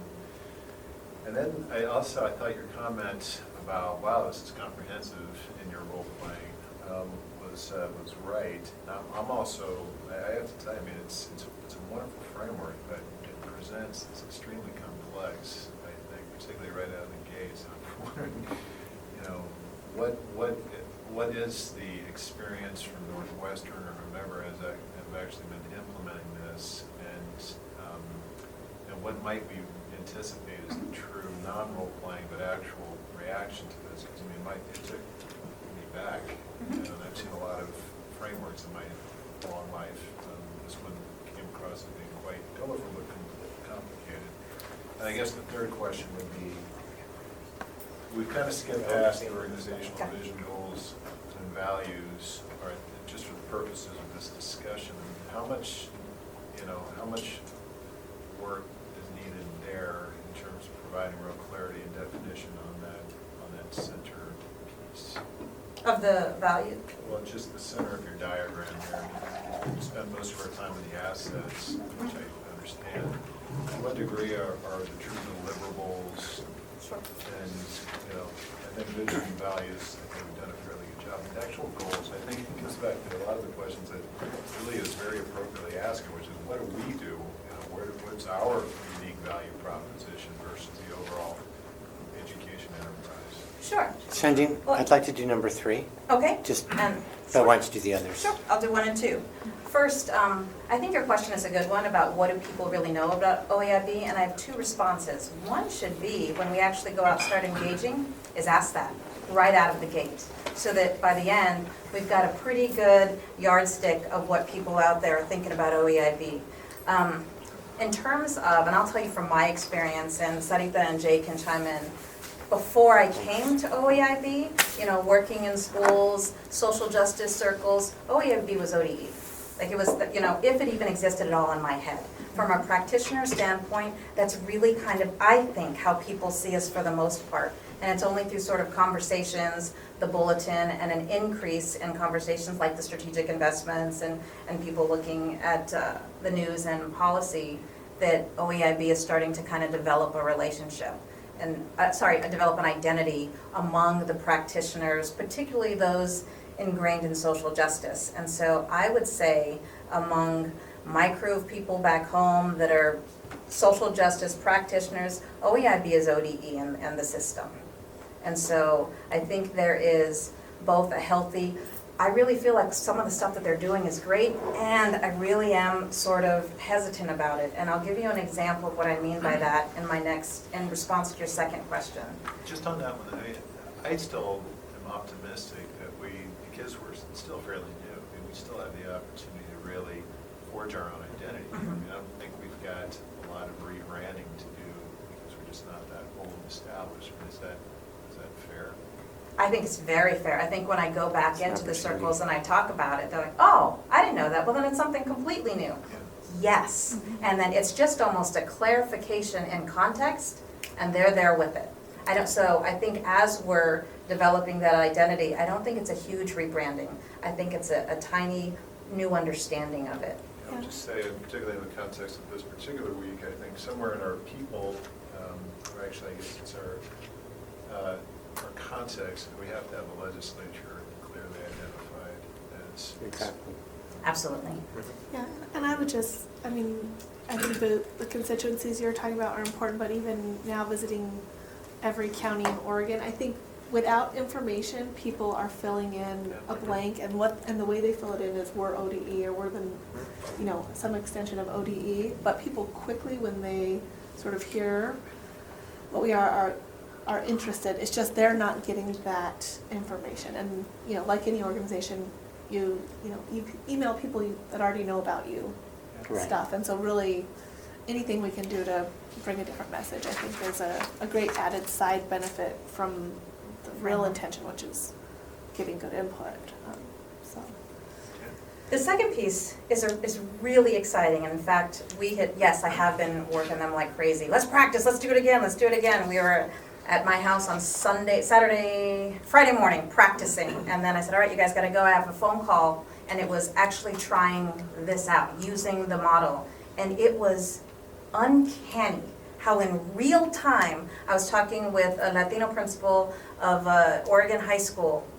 The role play played out. And I wasn't even like sitting in my brain of the role play. He's like, well, I mean, I kind of know what you guys do, and I kind of hear what you're talking about, but I mean, like, you're the suits, talk to me more. And I was like, oh my God, this is the role play. This is literally what's happening. And so as I talk, he doesn't even have the sheet in front of me. He has sort of an idea of so it's over the phone. I explain the framework, talk to him about it, and I can imagine my asset. I can imagine, wow, and partnering, I didn't even know that scope. And that I am hesitant. I'm happy to be talking. I'm happy to hear you say things like exploitation and privilege and transparency. So I'm in. I was so surprised, and I'd done it a little bit before it was this completely, back when we had Jay's sketch of the Pentagon and scribbled out with another community member, and it flowed pretty much the same way, which kind of allowed us to create the role play. But in real time, I was unbelievably excited at how quickly it just worked. And I think there are going to be some tweaks in it. And on those tweaks, we keep bringing this engagement framework out to folks that we know. And a colleague of ours was looking at the 5 Ps, and she said, what about place? And all of us were, of course place, right? Place has where are community organizations located? Where is OEIB located? And where in the primary, secondary, community, and historical? What does place mean to a variety of communities? So the exciting thing about rolling it out is knowing that it's going to be continually improved upon, and place is something that we're going to kick around and see what it looks like and the power of bringing assets to that. Is that? To address the second part of that, second question was around the complexity of it. And Correct. it is very complex. And I've had, as we've presented it, I've had a few different people say, asset-based community development, that's what the Peace Corps uses, right? They train all of their volunteers around the world to some of these principles. So there's a sound theoretical framework for, I mean, regardless of what you think about the Peace Corps as they go out into the world. But they do have, like, that's one of the places. I've had a few different Peace Corps volunteers come up and say, I know this stuff.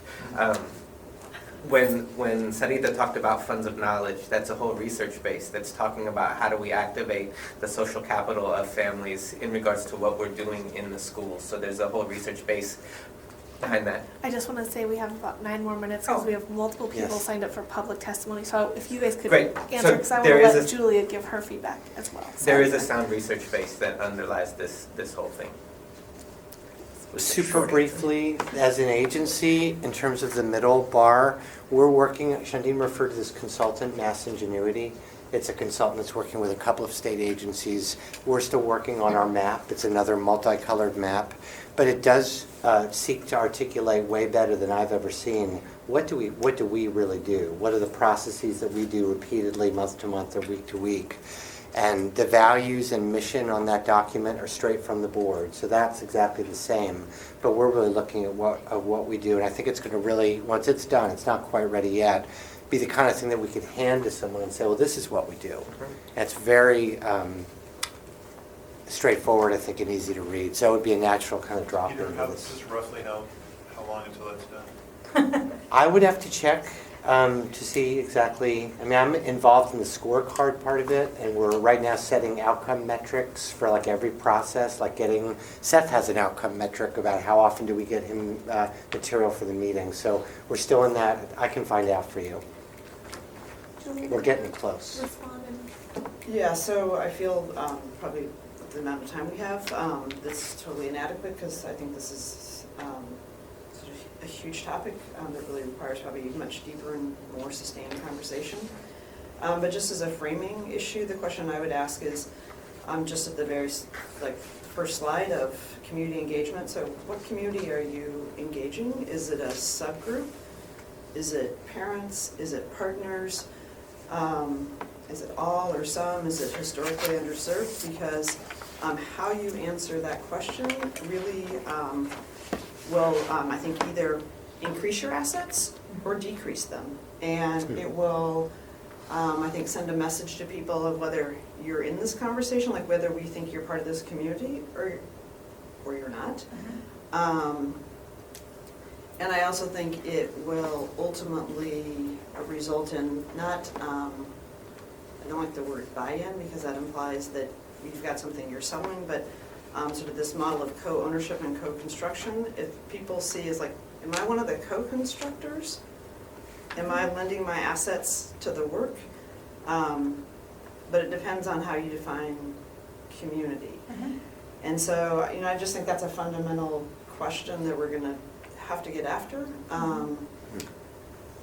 I think in some ways, and this wasn't OEIB's creation, so I don't want to own it. But the fact that the achievement compacts don't have community representation. I mean, we had a long discussion as a full board about who gets involved in the construction of the achievement compacts, which really are sort of one of our fundamental tools of getting after our goal of 40-40-20. And by deliberately not having community members engaged in that discussion at the school level or at the district level, I think is really a limiting factor, because we can say all we want, this is a community engagement process and we want to bring everybody's assets, but really on the most important thing about the sort of compact between the institutions and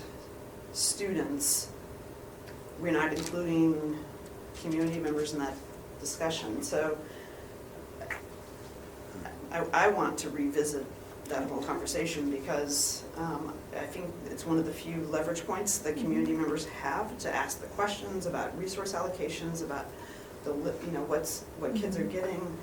And so we can, long term, you can have a great sort of a community engagement strategy, but if it doesn't get to sort of the fundamental tool or leverage point or the systemic, the way that we can make systemic changes, it's, to me, not as purposeful, and it won't get after what we're trying to get after in a meaningful way. So, sorry, that's... Nope, that's great. Very consistent. And maybe what we can do is say, I think we want to spend a big portion of our next agenda doing this, and maybe that will allow some time to do some further development. And I do think that, I thought it was a great presentation, so thank you.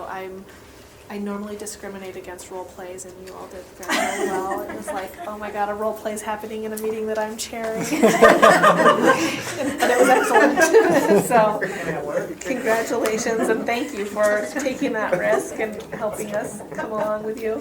Next time we'll wear costumes. No, then it's out. Our committee's getting real weird. So, Breaking some. I do think that in the presentation, really, that I think Julia said it well, sort of defining like why we're doing this, I think would be really important, because I actually think one good thing about OEIB is that folks are like, whoa, for the first time they're actually doing engagement. So even though scene one, we want to do better, I think communities are like, whoa, someone's even asking us. So I think just framing the need and kind of the theory of change that community-driven answers actually get us to better outcomes with kids. I can tell that you already believe that, but you need to tell us that in the beginning. Got it. And really begin with that vision and framing and purpose, and kind of the direct correlation between better community engagement helping us get to better outcomes. Like, you have to spell that out for us. Good. And for probably the entire department, you're going to try to get to implement this. I also think that you will need to spend some time developing an answer to all the questions you're going to get about capacity to actually do this. I really appreciate the model, but immediately I start to imagine the people I've sat in rooms with who are saying, give me feedback to this policy that I've done, which that actually only allows people to respond to what you've already written, and then you just have to take the feedback that they've given to your specific thing and implement it.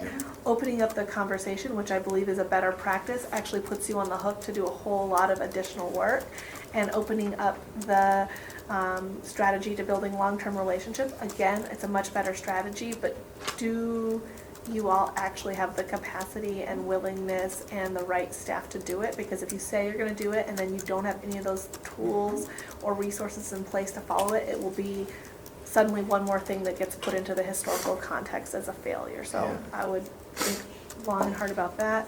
And then the other small piece is I have a negative reaction to us putting ourselves in the center. I don't know that we want to come out the gate being like, and we are the center of the universe. Like that, I think in a lot of, it sends a message. So in this framework and model, I've seen actually the community, our students most often put at the center. So it may be just the example, but just think about that and maybe a different way to frame that. So thank you so much. I do want to give us time for our public testimony today, and I am going to be very strict about time, so I'll just give that as a fair warning. Thank you so much.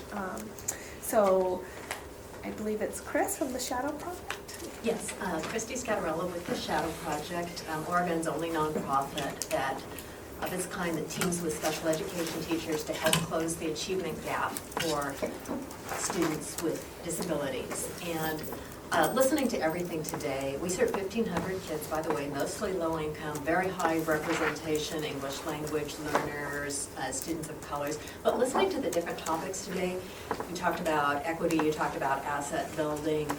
When the conversation went way beyond special ed, I'm wondering if I can come back at a different time, because we actually work in all these areas as well in terms of focusing on student strengths, asset building. We believe that every child is capable, courageous, and able to learn. We are very much focused on destigmatizing special education and also improving educational outcomes.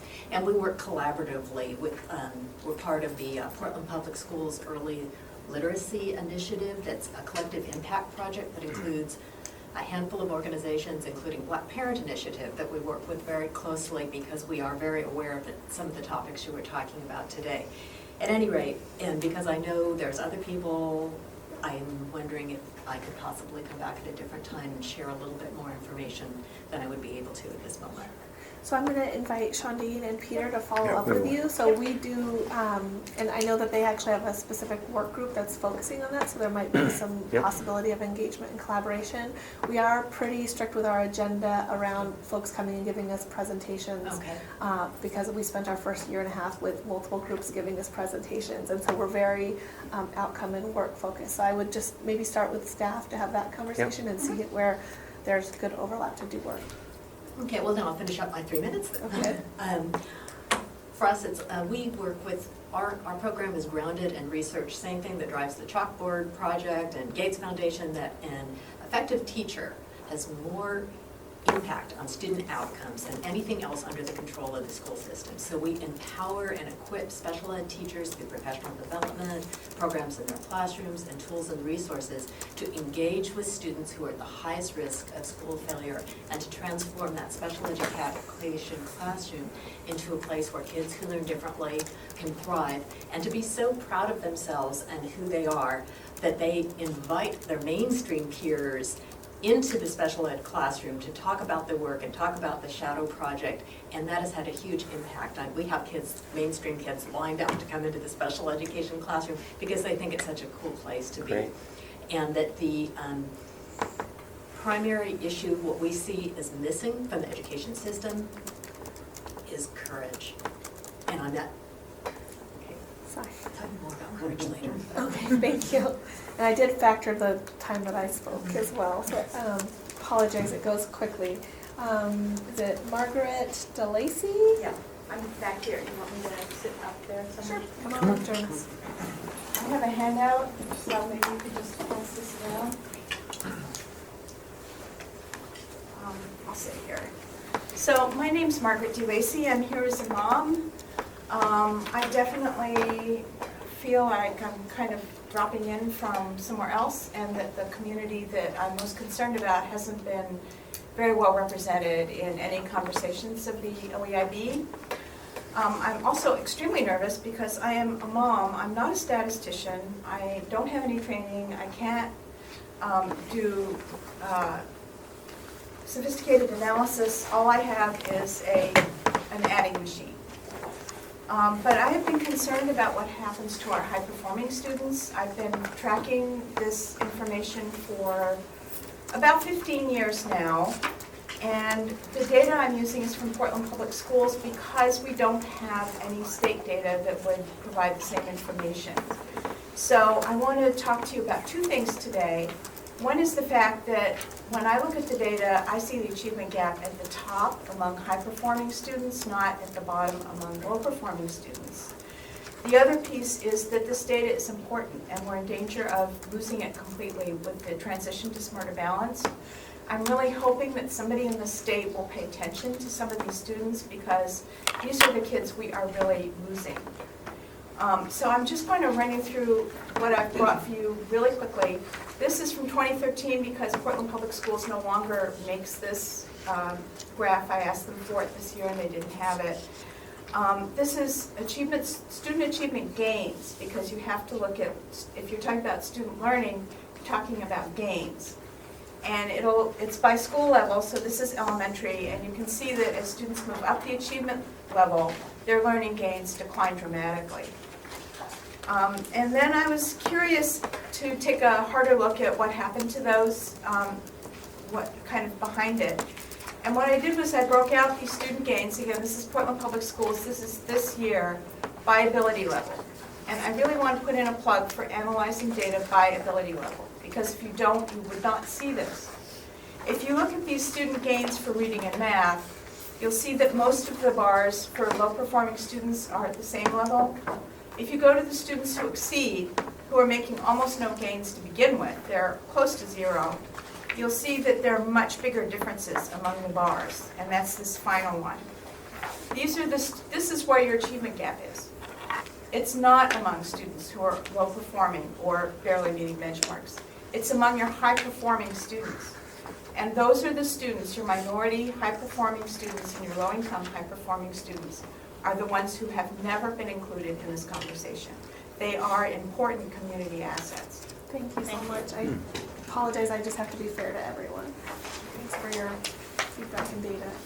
Bruce Housen? Bruce Hansen, Hansen. right here. May I sit here? Please. Absolutely. Well, I'm not a mom, I'm a teacher, and I want to tell you a little story, and it connects with a lot of what we've heard today. One is I was teaching at an extremely low-income school in Beaverton, and I won a teaching award, a Golden Apple, and then I got this National Teachers Hall of Fame award, and my friends came up to me and said, hey, you can get out of here now. You don't need to teach here anymore. You can go to like one of those high-income schools.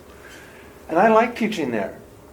And I noticed that the perception of the staff and maybe other people applying for jobs was, this is a place where maybe less qualified teachers might go, or less, like amazing teachers might go. Then I went to a very high-income school, and the principal said, we're an excellent school again. It's because of our great staff. And it just burned me so much because we worked so hard at a low park. And then here, all this gains is due to the staff. Well, it's due to the high-income students. And so then I was looking at the statistics that we have more kids in poverty, more students in poverty than North Carolina. We're about the same as Alabama and Texas right now. And there's only one state in the union that has a special credential for teachers of poverty, teachers who teach children of poverty, and that's South Carolina. I called them up the other day and said, how many teachers get this credential? Hardly any. The reason, I'm guessing, is that there's no support for these teachers who get this credential. There's no additional honor or no additional pay, or there's no, the schools don't get more support because of their staff is more highly qualified. I presented before the TSPC. I have meetings down there. ODE, Superintendent Batista, the guy in charge of equity, has pushed through a special credential in Oregon for teachers who teach gifted kids. Gifted kids have wonderful advocates, moms who have the courage and brains to come in and present, but these poor kids don't. I think we need an equity credential or a under-resourced learner credential. And OEIB, you have the I in OEIB. Maybe I was talking to Don Grotting, superintendent of Reynolds, and he said, if I could get a credentialed teacher, special credentialed teacher, I'd hire him, but there's no money for that. Okay. Anyway, so I just want you to think about that. Thank you. And I just want to say, we love an OEIB public comment period where we have moms and teachers. I know you do. Pretty awesome. Yeah. So, and some great nonprofits as well. So, Anna Olivia, would you join us? And I'm going to be equally strict with everyone on time. As well as I have trouble. That's why I wrote bullet points. So first of all, how about outcomes in the center of the framework instead of somebody? Because the outcomes are what everything is leading to. So what about the outcomes? Then on feedback, what you said was really important. Who do you want feedback from? And the place is huge. For example, Salem's second largest district in the state, parents of 7,000 plus ELL students are a significantly different group than in the other 2 or 3 largest districts. And to get below the layers of distrust and misunderstanding as well as lack of knowledge, you have to give them more than 1 hour, and that's that. We've had a visit recently that was 1 hour, and parents were just getting going with all of their things. They're not succinct. They go in 5 directions. They haven't been to a master's degree where you have to comprehensively put a paragraph together. You can't do that. You're not going to get real feedback. You need to go through community organizations that can organize. Fine.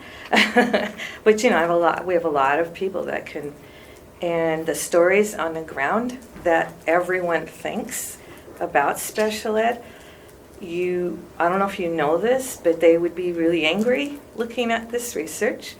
It's a dangerous piece, not yours, but dangerous research is when you get one little nugget that doesn't have any context. First of all, it doesn't offer any place for critical thinking.